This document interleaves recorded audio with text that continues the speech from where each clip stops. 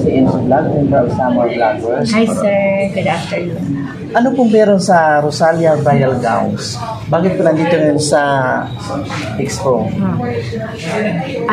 Good afternoon. Ang Rosalia po, daman mag-cater sa nga tanan na clients na namimili.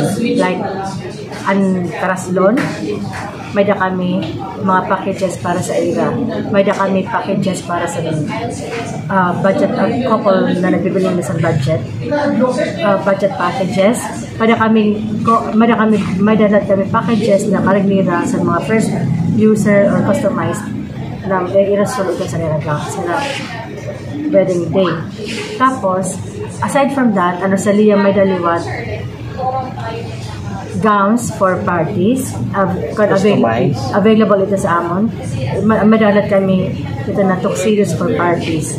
Madalat kami academic gowns like yun na graduations. Madalat kami sa ito. So kaya naman mag-provide sa mga arapot na mga naninitan na Different occasions? Yeah, different occasions. Rosalia's everything to offer.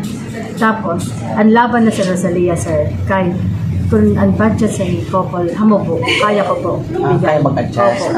Satisfied aan. Opo, client. Tapos, makato ka nga sa Rosalia, ang Rosalia may staff, mangina na papasokol, pagbiling sa gowns na para sa ila, bubuli na sila pagbili.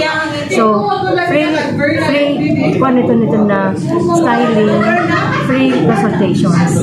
Asyaan may dala sa ila rin. Pero na kayo sini, ma'am? Running 8 years.